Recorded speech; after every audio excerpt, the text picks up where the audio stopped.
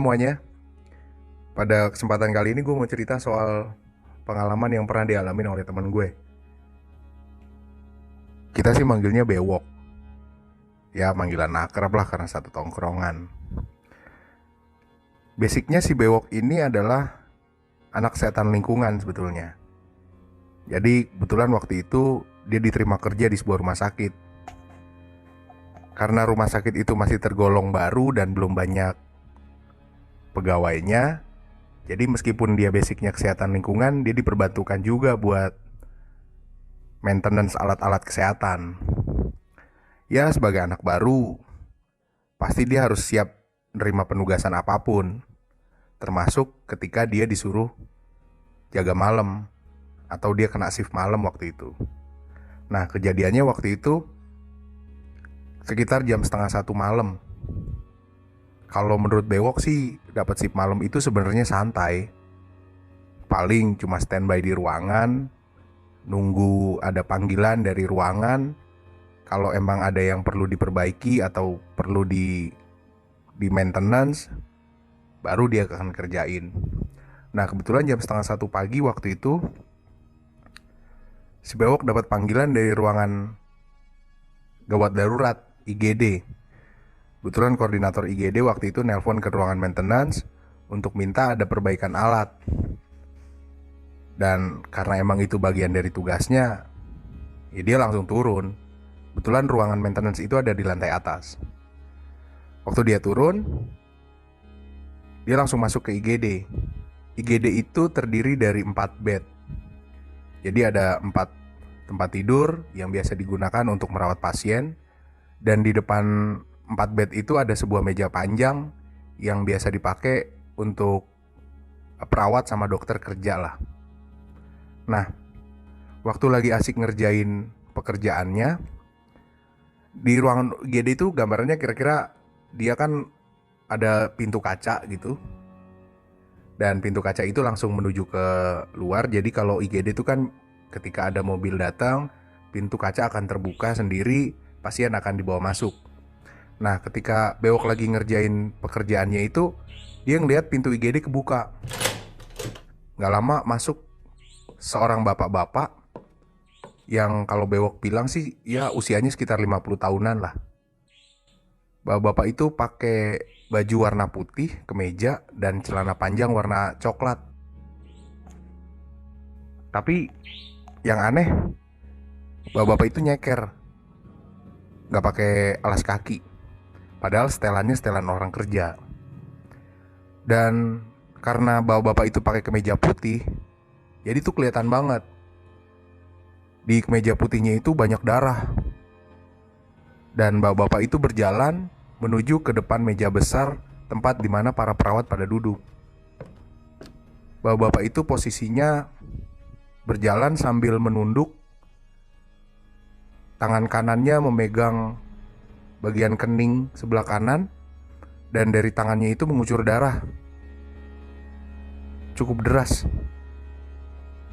Kalau Bewok lihat sih waktu itu dia langsung berpikir bahwa ini pasti korban kecelakaan atau mengalami sebuah kejadian yang membuat si bapak tersebut mengalami luka yang cukup parah lah. Tapi Bewok di situ udah mikir, kok orang separah ini sampai berdarah-darah, jalannya juga udah pincang-pincang, kata Bewok. Dia masuk ke IGD sendirian. Di kemeja putihnya itu udah banyak banget darahnya, banyak. Artinya ini lukanya bukan luka kecil, artinya ini lukanya luka gede.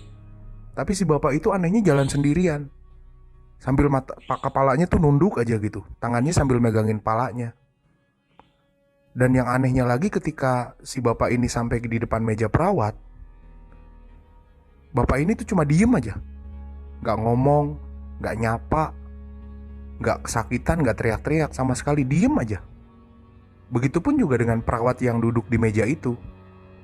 Seakan-akan mereka gak ngeliat bahwa bapak itu ada di depan mereka. Jadi mereka sibuk dengan pekerjaannya masing-masing aja. Ketika Bewok lihat, ini semakin aneh. Kok gak ada reaksi sama sekali? Tapi Bewok karena pekerjaannya memang harus segera diselesaikan, ya dia dia fokus lagi sama kerjaannya. Kira-kira 15 menitan lah itu terjadi. Sambil kerja, Bewok lirik lagi bahwa bapak itu masih ada. Dia lanjutin kerja lagi. Terus begitu sampai 15 menitan, cukup lama, bapak-bapak itu berdiri dengan tangan yang masih megangin kepalanya dan dengan darah yang terus mengucur dari kepalanya itu sampai membasahi kemeja warna putihnya itu. Akhirnya pekerjaan pun selesai. Bewok memutuskan ya udahlah istirahat dulu. Akhirnya dia turun ke basement. Ada kantin di situ, tempat orang ngopi-ngopi lah, karyawan pada ngopi. Di situ dia ketemu supir ambulan. "Dan mana bang?" kata Bewok. "Itu gue barusan ngambil ini, jemput orang kecelakaan jalan." "Orang kecelakaan bang?" "Iya." "Tadi jam 11 sih, udah lumayan lama," katanya. "Hah? Jam 11? Iya." "Apa korbannya siapa bang?" Bapak. Bewok langsung inget apa yang dia lihat tadi waktu dia ngerjain kerjaan di IGD. Pakai baju putih, kemeja putih, celana coklat bang. "Iya, lu kok tahu?" "Enggak bang." "Lu serius?" "Iya, tadi jam 11 gue anterin karena kejadiannya katanya sekitar jam setengah 11-an. Terus gue dapat telepon ada korban kecelakaan, motor jatuh, kayaknya ngantuk itu orang, katanya nabrak batu di pinggir jalan tuh, bikin palanya bocor katanya. Tapi lukanya dalam banget wok, katanya. Kayak udah bolong begitu palanya." "Hah? Yang bener lo bang," kata si Bewok. "Iya, lu kenapa sih?" "Enggak bang, enggak," katanya. "Barusan gue denger kabar juga sih dari ruangan IGD," kata supir ambulan. "Bapak itu udah meninggal.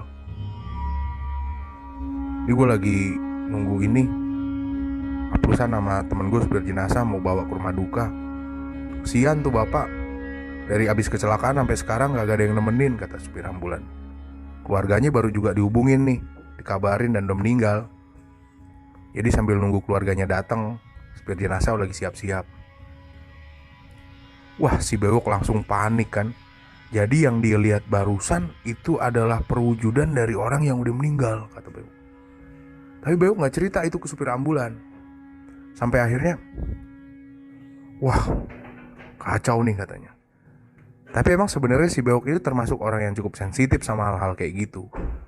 Dan ketika dia melihat seperti itu, dia langsung berpikir, wah, jangan-jangan emang apa yang dia lihat tadi itu adalah perwujudan atau apa ya, ada jin yang menyerupai si bapak korban kecelakaan ini.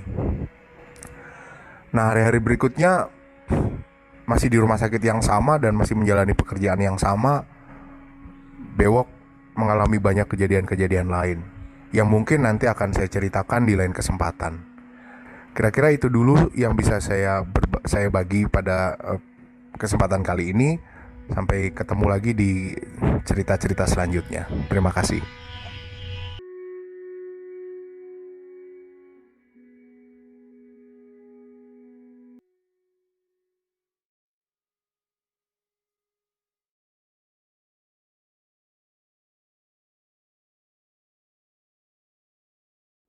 Kamu juga punya pengalaman horor? Kirim cerita kamu ke alamat berikut.